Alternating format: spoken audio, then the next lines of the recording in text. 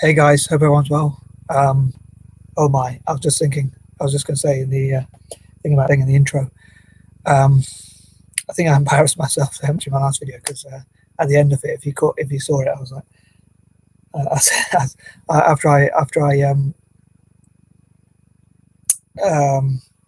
after I ended the live stream, I was like, oh my goodness, I can't believe what I just said. I was like burying my head. That's the disadvantage of doing all your um, streams live. I hope I don't embarrass myself or my family too much.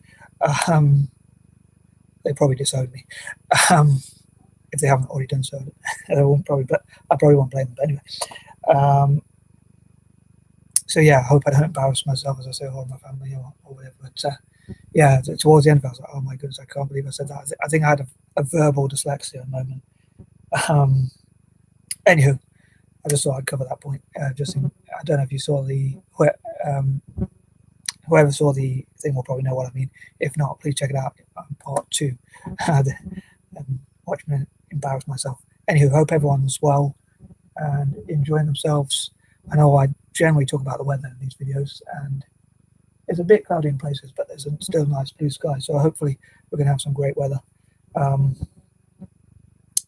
I was going to go for a longer walk, as I mentioned in my first video in this list, but I bought some milk and I didn't want it to go bad, so just in case I walked home. Anyway, so sorry for the live story. I also mentioned in my last video about how the story about when I went to Asda, but I thought it's probably not really that interesting, but I did put it in the comments just in case, as I said I would do. So back to my plans for Egypt and what my dreams about what them hosting summits and events and conferences and so forth as much as possible between Africa and Asia. Hope you enjoy my thoughts. So continuing on from my last couple of videos, please check them out if you haven't done so.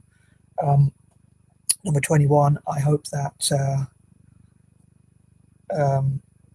people from Africa and Asia will learn about each other's histories and cultures and traditions and discuss facts about each other and information and look at their history and what they can learn from each other and what they can learn from each other's history and things like that. 22, I hope they can they'll look into the future and how they can work together in the future and plan for it and prepare for it. As many people say, the future belongs to those who prepare for it.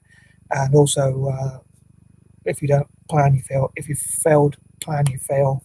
So it's really important to plan and prepare and do the best you can.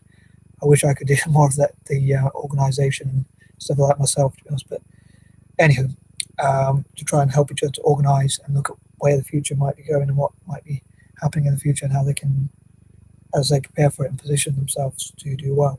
African and Asian nations to help each other to be empowered, and again, how they can improve relations into the future and overcome some of their divisions between Asian nations and each other, and African nations and each other, and also between Africa and Asia, and how they can tackle their prejudices against each other, perhaps, and just network together as much as possible, as well as people of colour generally, POC, as I say. 23, again, I hope they can look at how to tackle poverty, fundraise, and help people from all areas, all across Asia and Africa, from all different income levels, from some of the poorest people to some of the richest people, and support those in slums and orphanages and some of the poorest groups like Dalits in India and just generally poor people, the poorest 10% of people from Africa and Asia, families and so forth, and look at how to have water aid, excuse me, and food aid and other things like that, so they can support each other, as well as raising the profile of businesses and entrepreneurs, and celebrating those and how they can also fund and train other people to become businesses, hopefully, and run their own training centres. Like Tata from India could run training centres for Dalits and people like that. But again, to meet up in Egypt and talk about those sorts of things and how to invest and train some of the poorest people and educate them, especially on things like entrepreneurship and that sort of thing, and what sort of skills they need to take themselves out of poverty and their families as well. At 24, I hope they'll look at how to promote democracy across Asia and Africa, and again how Egypt can discuss some of those things and how to create peace, and how Asian and African leaders can support their people more, and how they can learn from each other, and possibly learning from countries like Rwanda, which have done some really great work. And perhaps Paul Kagame can be there as well, like in some events, and talk about, or as many events as possible, and talk about how other nations can learn from Rwanda, and again, like nations like Singapore, and what people can learn from those sorts of nations.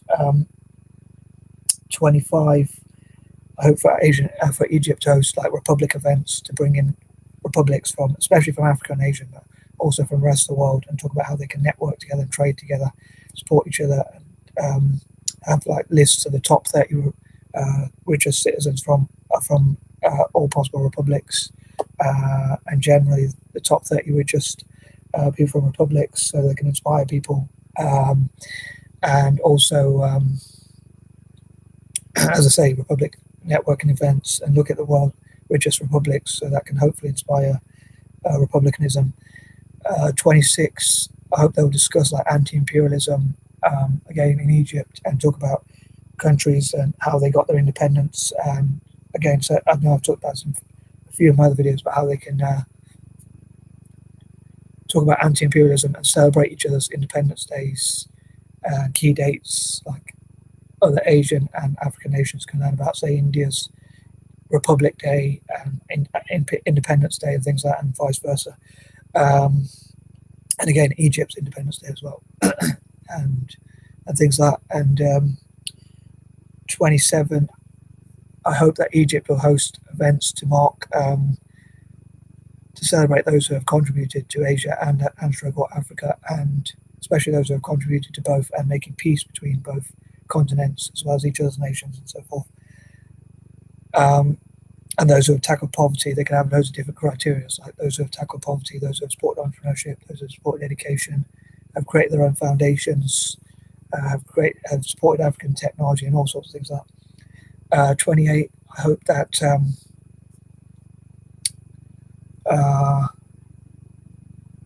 Asia and Africa will use the fact that they were colonized and all the negative things they went through, and all the negative things that happened under colonization, the wealth that was taken out of their continent or respective nations, and the way they were treated and all that, and I hope they will use that to build bridges with each other, and make a positive from a negative by supporting each other.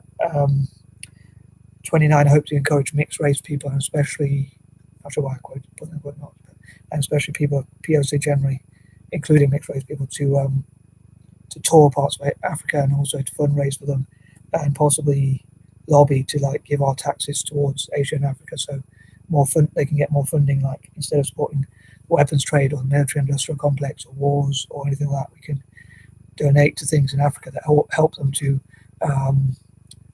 increase their own security, provide training and education, de-radicalize people, enable them to work together more, and make the world a more peaceful place. Number 30, I would love to know what your thoughts are, and any ideas you have, and how you think I did. Did I embarrass myself, or did I do a good job, or somewhere in between, or whatever. So hope you have a great time wherever you are, and I am out. Peace and love.